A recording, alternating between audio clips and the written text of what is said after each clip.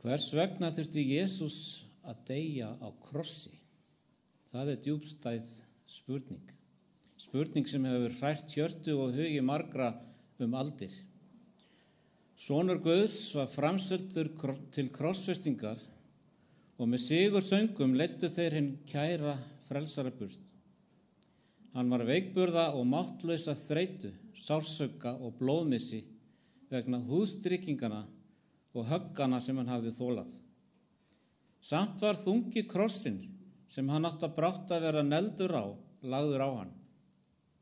Jesús féll í yfirlið undan byrðinni. 3 sinnum var krossinn settur á herðar hans og 3 sinnum féll hann í yfirlið. Einn af fylgjendum hans, maður sem hafði ekki opinberlega játað trú sín á Krist, en trúði samt á hann, var næst tekinn. Krossinn var lagður á hann og hann bar hann á hinn örlagaríka stað. Fjöldi lærisveina Krist fylgdi honum til Golgata í sorg og með beiskum gráti. Þeir minntust sigur ferðar hans til Jerúsalem aðeins fáeinum dögum áður, þegar þeir fylgdu honum og hrópuðu Hósana í hæðum og dreifðu klæðum sínum og fögrum pálmagreinum á veginn. Þeir höfðu talið að hann myndi þá taka við ríkinu og ríkja sem veraldlegur höfðingi yfir Ísrael. Hvílík breyting á umhverfinu. Hve horfur þeirra voru dapurlegar. Ekki með fögnuði, ekki með vonargleði, heldur með hjörtum sem voru slegin af ótta og örvæntingu, fylgdu þeir nú hægt og rólega og dapurlega honum sem hafði verið smánaður og auðmýktur og sem var að deyja. Við skulum ganga saman í gegnum leyndardóm og tign krossins og kanna hvers vegna dauði Jesú var ekki bara sögulegur atburður, heldur hjartsláttur eilíðarinnar. Óbreytanlegt lögmál og nauðsyn krossins. Í hjarta fagnaðarerindisins er sannleikur sem hristir undirstöður mannlegs stolts. Lögmál Guðs er óbreytanlegt. Ekki er hægt að afmá eða milda einn einasta stafkrók. Og þegar syndin kom inn í heiminn, þá var það ekki lögmál Guðs sem brást. Það var mannkynið sem gerði uppreisn og uppreisn krefst réttlætis. Og Kristur samþykkt að deyja í stað mannsins svo að hann gæti fyrir hlýðni hans komist undan refsingu lögmáls Guðs. Dauði hans felldi ekki lögmálið úr gildi eða dró úr heilögum kröfum þess eða virðingu. Dauði Krists boðaði réttlæti lögmáls föðursins í því að refsa brotlegu manni þar sem hann tók sjálfur á sig að þola refsingu lögmálsins til að bjarga föllnum manni frá bölvun þess. Dauði sonar Guðs á krossinum sýnir óbreytanleika lögmálsins. Dauði hans hóf upp lögmálið og gerði það heiðursvert og gaf manninum sönnun fyrir óbreytanleika þess. Af hans eigin vörum heyrist, ætlið ekki að ég sé komin til að afnema lögmálið. Jesús dó ekki til að afnema lögmálið, hann dó til að staðfesta það. Á Golgata sýndi hann fram á að lögmálið stendur að eilífu. Jafnvel þótt hann hafi borið refsingu þess í okkar stað. Ef hægt hefði verið að breyta lögmálinu til að koma til móts við okkar fallið ástand, þá hefði krossinn verið óþarfur. En vegna þess að réttlæti Guðs er fullkomið, þurfti sonur Guðs að þjást. Réttlæti og miskunn mætast á krossinu. Hér er þversögn fagnaðarerindisins. Guð er fullkomlega réttlátur, en samt óendanlega miskunnsamur. Hvernig getur hann refsað fyrir synd án þess að tortíma syndaranum? Svarið við þeirri spurningu er krossdauði Krists. Lögmálið krefst réttlætis, réttláts lífs, fullkomins persónleika, sem að við höfum ekki til að bera. Við getum ekki uppfyllt kröfu heilags lögmáls Guðs, en Kristur sem kom til jarðar sem maður, lifði heilögu lífi og þroskaði með sér fullkominn persónuleika. Þetta býður hann upp á sem ókeypis gjöf öllum þeim sem vilja taka við henni. Líf hans stendur fyrir líf mannana. Þannig fá þeir fyrirgefningu fyrir synda, fyrir umburðarlyndi Guðs. Og meira en þetta, Kristur blæs mönnum í brjóst eiginleikum Guðs. Hann byggir upp mannlega persónu í líkingu hins guðdómlega, góðan vefnað andlegs styrks og fegurðar, og þannig uppfyllist sjálft réttlæti lögmálsins í þeim sem trúir á Krist. Guð sem sjálfur er réttlátur, réttlætir þann sem trúir á Jesú. Kærleikur Guðs hefur birst í réttlæti hans, ekki síður en í miskunn hans. Réttlæti er undirstaða hásætis hans og ávöxtur kærleika hans. Það hafði verið tilgangur Satans að aðskilja miskunn frá sannleika og réttlæti. Hann reyndi að sanna að réttlæti lögmáls Guðs væri óvinur friðarins, en Kristur sýnir að í áætlun Guðs er það óaðskiljanlega tengt saman. Annað getur ekki verið án hins.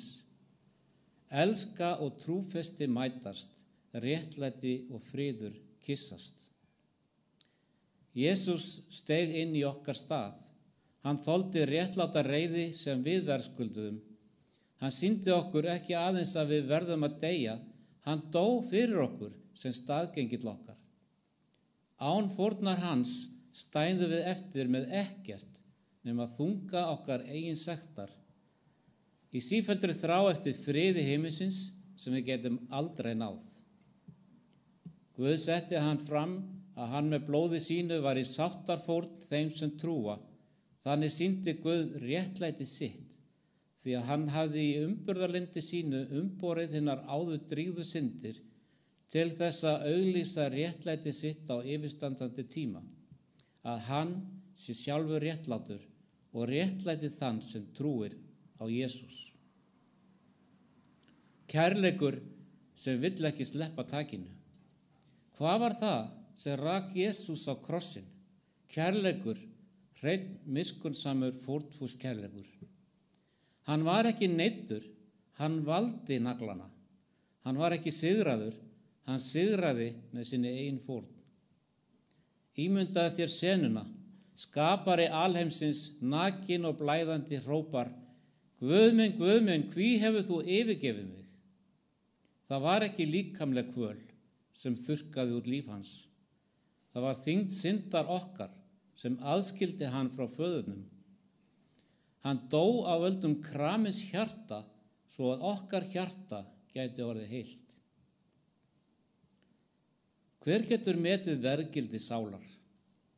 Ef þú vilt komast að því, farðu til Getsemani og dveldu þar með Kristi í gegnum þar angista stundir, þegar hann svitnaði stórum blóðdropum. Líttu á frelsaran, hafinn upp á krossi.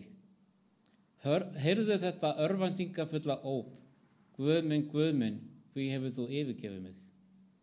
Líttu á sært höfuðið, stungna síðu hans og fætur. Og mundu að Kristur fórnaði öllu við rætur krossins, og mundu að fyrir einn syndara hefði Kristur fórnað lífi sínu. Þannig getur þú metið verðgildi sálar. Þessi sannleikur verður vísindi og söngur hinna endurleistu alla eilífð. Aðeins í ljósi krossins er hægt að meta raunverulegt gildi mannsálarinnar.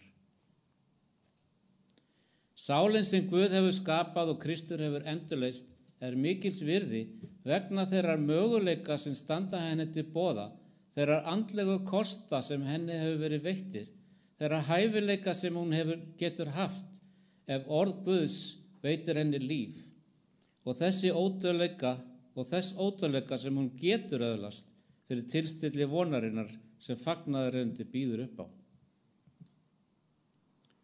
Krossin eina von okkar. Sumir telja að krossin sjálfur sé á einhvern hátt yfirnáttúrulegur, en viðurinn var aðeins verkfæri.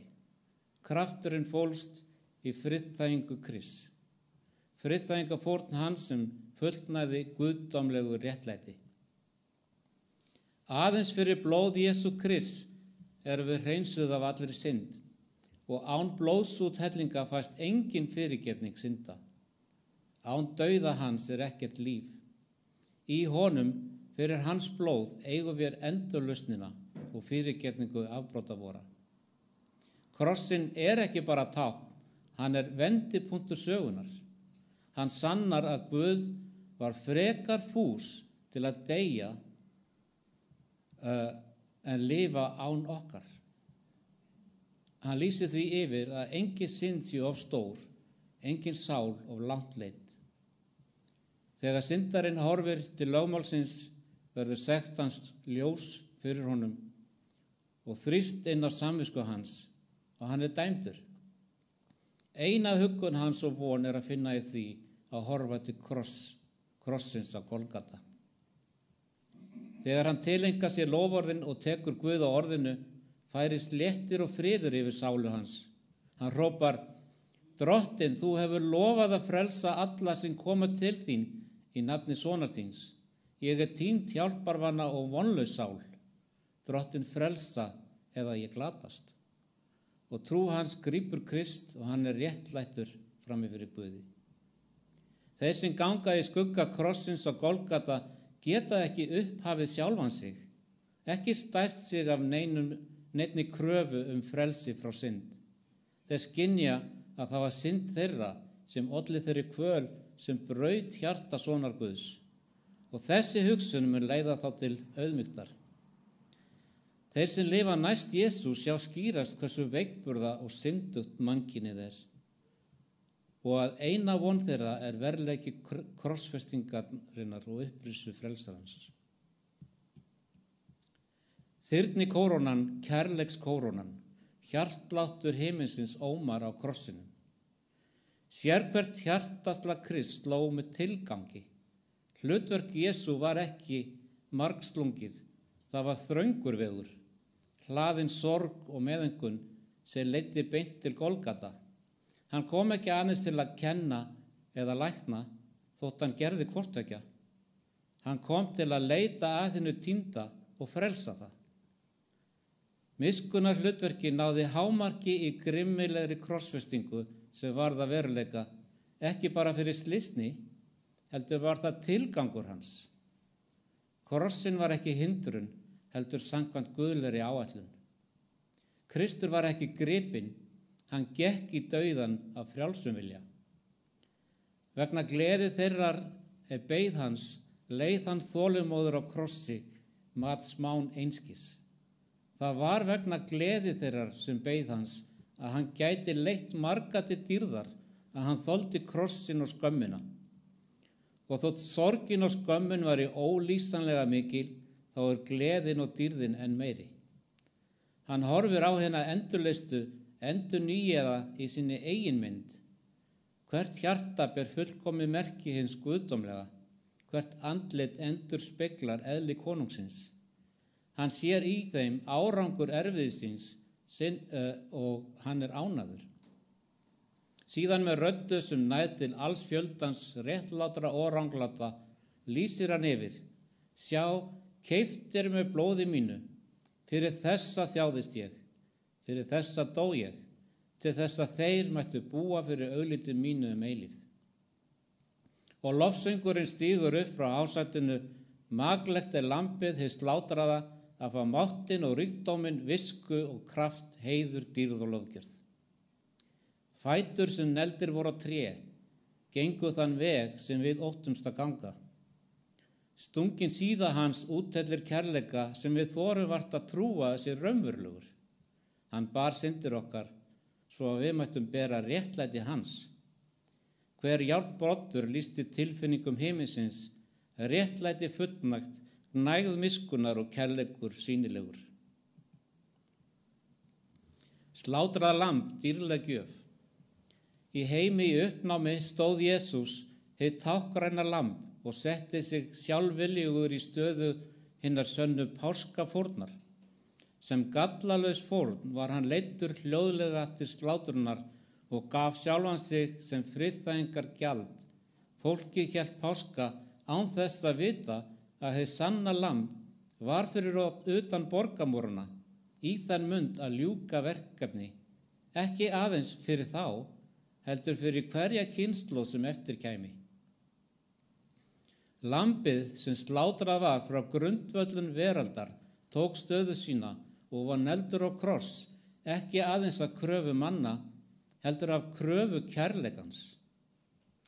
Aðeins fyrir milligöngu Jesú Krist getum við nálgast Guð, meðalgangaran, sem eina leiðin til fyrirgefningar synda. Guð getur ekki fyrirgefið syndir á kostnað réttlætis, heilaleika og sannleika síns. En hann fyrirgefur syndir og það til fulls. Það eru engar syndir sem hann mun ekki fyrirgefa fyrir drottinn Jesú Krist. Þetta eina von syndarans og ef hann hvílist hér í einlægri trú hann fullviss fyrirgefningu og það að fullu og ókeypis. Það aðeins ein leið og hún aðgengileg öllum og í gegnum þá leið býður gnægð fyrirgefningar hinnar iðrandi sálar og myrkustu syndir eru fyrirgefnar. Þessar leksjur voru kenndar útvöldu fólki Guðs aldir og endurteknar í hinum ýmsu táknum og myndum, svo að verk sannleikans mætti festast í hjarta þeirra og án blóðs úthellingar enga fyrirgefningu fyrir synd að fá. Réttlætið krafðist þjáninga mannsins, en Kristur dó og tók þær á sig. Hann þurfti enga friðþægingu fyrir sjálfan sig. Allar þjáningar hans voru fyrir okkur. Alla verleika hans og heilaleika veitir hann föllnum manni að gjöf. Guð kærleikur. Kærleikur hans birtist föllnum mannkyni í gjöf sonar hans. Og þetta fyllti heilaga engla undrun. Því svo elskaði Guð heiminn að hann gaf son sinn eingetinn til þess að hver sem á hann trúir glatist ekki, heldur hafi eilíft líf. Sonurinn var ljómi dýrðar föðurins og ímynd veru hans. Hann bjó yfir guðlegum yfirburðum og mikilleika. Hann var jafn Guði. Það þóknaðist föðurnum að í honum skyldi öll fylling búa. Hann var í Guðsmynd, en hann fór ekki með það sem fengsinn að vera Guði líkur. Hann svipti sig öllu, tók á sig þjónsmynd og var mönnum líkur. Hann kom fram sem maður, lægði sjálfan sig og var hlýðinn allt til dauða, já dauðans á krossi. Endurlausn okkar var ekki hugsuð eftir á. Hún grundvallast úr eilífð. Blóðið sem úttelt var á Golgata blekið sem skrifar nafn okkar í lífsins bók. Kristur krossfestur undirskrift Guðs í bók hjálpræðis okkar. Og þannig dó Jesú ekki aðeins til að uppfylla spádóma, heldur til að uppfylla dýpstu loforð eilífðarinnar. Stund aftöku, augnablik miskunnar. Það átakanlegt að það voru ekki hinar líkamlegu þjáningar sem ollu mestum þjáningunum á Golgata. Það var höfnunin. Óflekkaður sonur Guðs var krossfestur, ekki fyrir eigin galla, heldur af trúfesti, ekki fyrir eigin bresti, heldur fyrir eðli kærleikans. Trúarleiðtogar gerðu samsæri gegn honum, öfl stjórnmála fylgdu. Pílatus þvoði hendur sínar, en hann gat ekki þegið burt sannleikann. Það var ekkert réttlæti. Það voru mannlegir brestir, klæddir í guðrækni.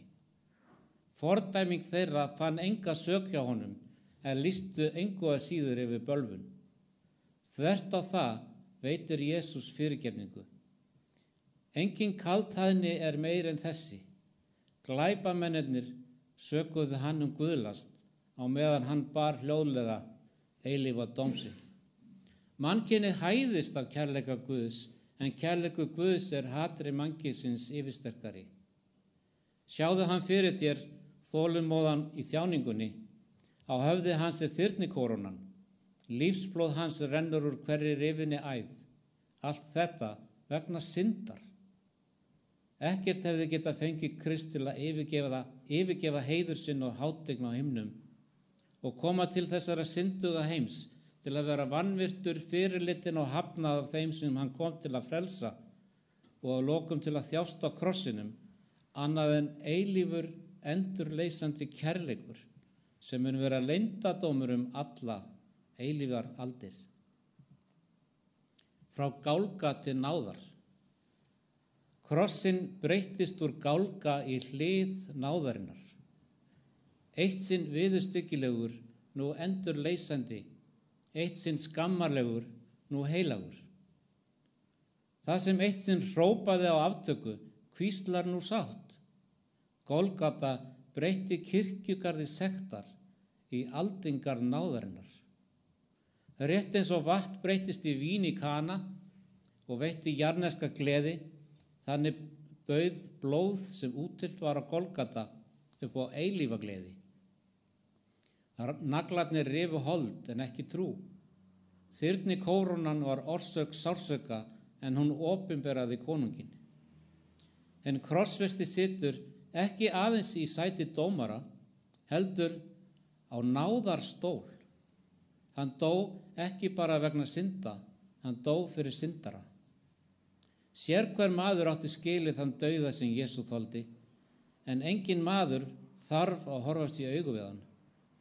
Refsingin var greidd, sagan hreinsuð, reiðin þögguð, ekki með því að afsaka syndina, heldur fyrir staðgengil í okkar stað.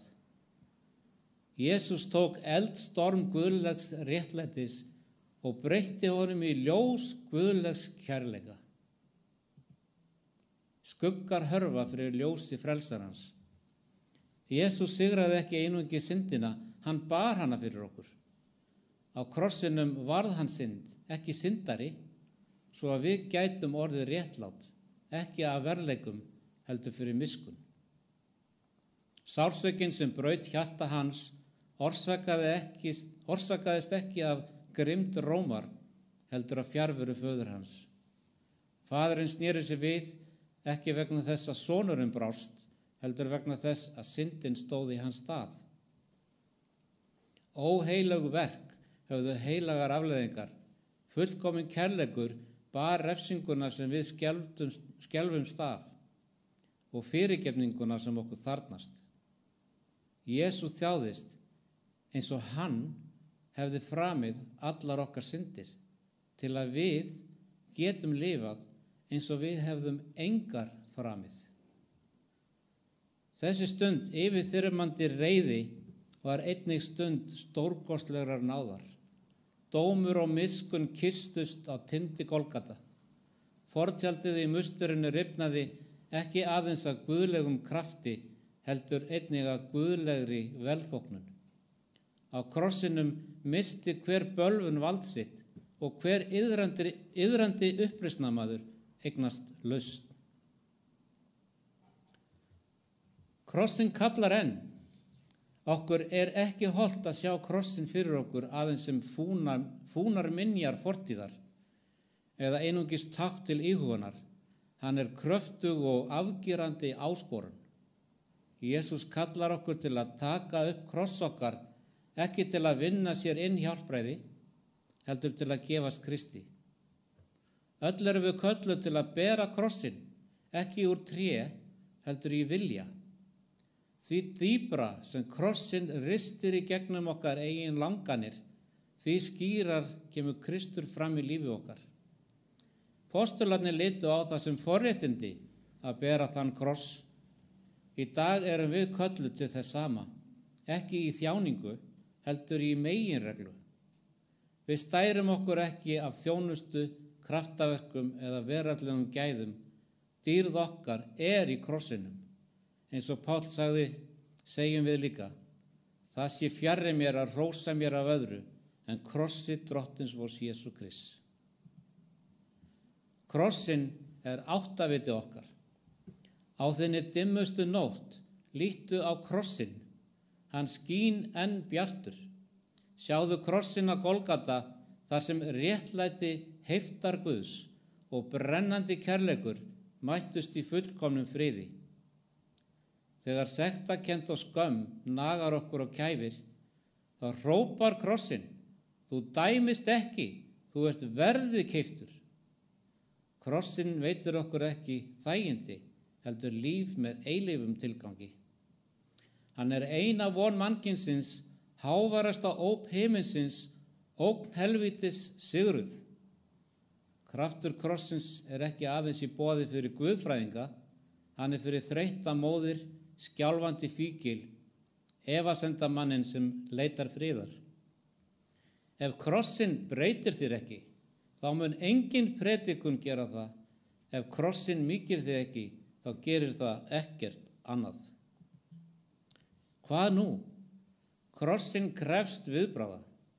Munt þú halda fast í sjálfstæði þitt eða munt þú gefast honum á vald, hann sem dó til að frelsa þig?